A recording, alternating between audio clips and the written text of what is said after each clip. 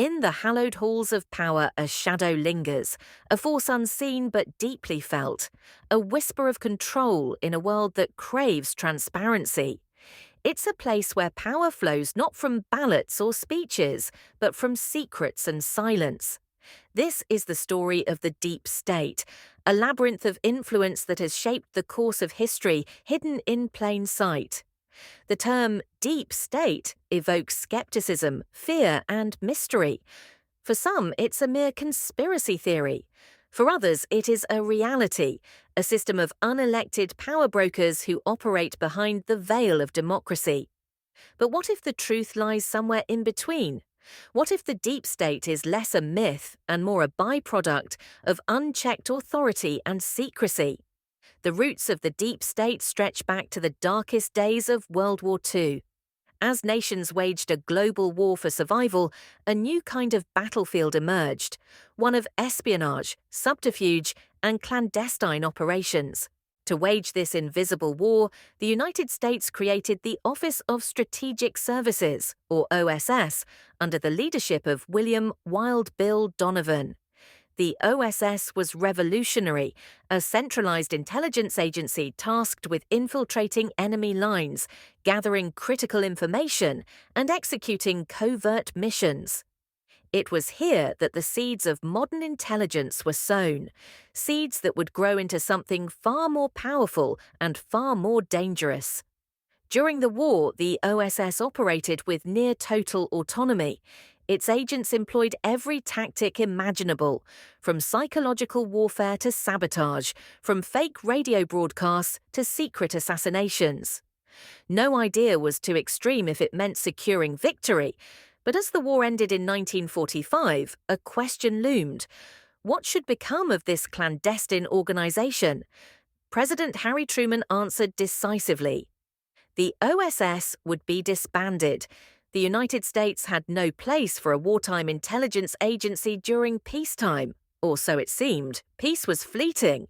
As the Cold War ignited, the United States found itself in a new kind of conflict, one not of armies and borders, but of ideologies and espionage. The need for intelligence became urgent once more, and in 1947, the Central Intelligence Agency was born under the National Security Act. The CIA was tasked with protecting national security, but its mandate was deliberately vague. Words like intelligence and national security masked the true scope of its operations. From the start, the agency wielded extraordinary power, power that grew in the shadows, unchecked and unseen. October 1962. The Cuban Missile Crisis brought the world to the brink of nuclear annihilation. Soviet missiles, hidden under canvas tents, sat poised just 103 miles from American soil. As tensions escalated, the world watched, unaware of the secret discussions unfolding far from the public eye.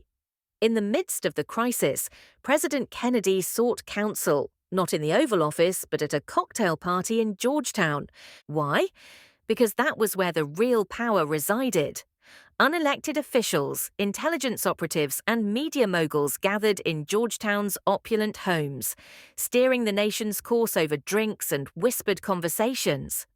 This was not an isolated moment.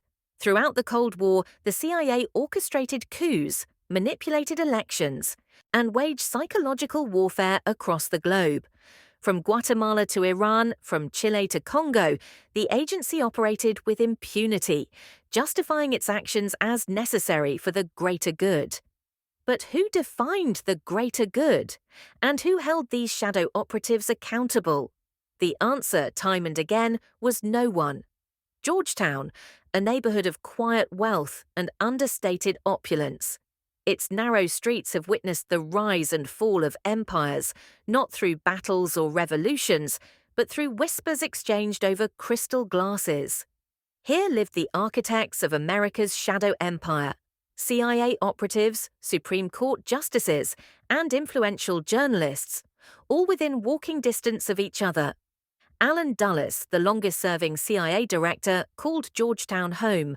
William Colby, the CIA's Far East chief and later its director, lived just a few blocks away. Supreme Court Justice Felix Frankfurter could often be found mingling at neighborhood parties. Even President Kennedy himself owned a home here. Together, these unelected elites formed an unofficial council of power, steering the nation far from the eyes of the public. Decisions that shaped the Cold War were made not in the Oval Office, but in these parlors. Over drinks and hors d'oeuvres, strategies were plotted, coups were orchestrated, and policies were formed.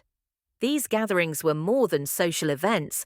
They were shadow cabinet meetings, where America's destiny was decided by a select few. By the 1970s, cracks in the facade of secrecy began to appear. Whistleblowers and investigative journalists uncovered the CIA's dark deeds, assassination plots, mind control experiments, and illegal surveillance. The revelations were staggering, leading to the formation of the Church Committee, tasked with unearthing the truth. For the first time, America saw the true extent of the CIA's reach. The agency had meddled in foreign governments, conducted illegal domestic surveillance, and even experimented on its own citizens through programs like MKUltra. The hearings revealed a government that had overstepped its bounds, operating in secrecy to avoid accountability. Operation Mockingbird exposed how the CIA planted journalists in major news outlets, shaping public opinion to serve its agenda. MKUltra revealed the horrifying experiments conducted in the name of mind control. And COINTELPRO laid bare the FBI's attempts to disrupt civil rights and anti-war movements through disinformation and intimidation. The Church Committee's findings were damning.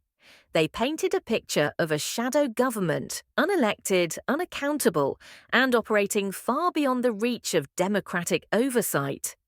The September 11th attacks marked a turning point. The nation, shaken to its core, turned once again to its intelligence agencies for protection. The Patriot Act was passed in the name of security, granting unprecedented powers to the government. Surveillance programs expanded, and the shadow empire grew larger than ever before. Edward Snowden's revelations in 2013 peeled back the curtain on this new era of surveillance. The NSA was collecting phone records, emails, and internet activity on a massive scale, often without warrants. The public was forced to confront a chilling reality. The balance between freedom and security had tipped dangerously toward the latter. The surveillance state had become a permanent fixture of modern life. Billions of dollars flowed into intelligence budgets, funding programs so secretive that even members of Congress were left in the dark. The question loomed: how much liberty were Americans willing to trade for safety?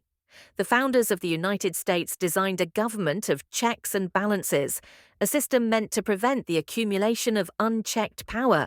But they could not have foreseen the rise of a shadow empire, an intelligence apparatus so vast and secretive that it operates beyond the reach of accountability.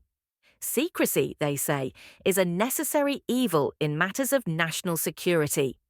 But secrecy also erodes the very foundations of democracy. Without transparency, power becomes intoxicating, and accountability fades into obscurity. The deep state is not just a conspiracy theory or a shadowy cabal. It is a cautionary tale, a reminder that democracy is fragile and must be guarded vigilantly. The power of secrets can corrupt, but the power of the people can endure. If stories like this intrigue you, join us on this journey into history's hidden truths. Subscribe to Fantastic Knowledge and uncover the layers of power that have shaped our world. Don't forget to like and share, because the truth deserves to be heard.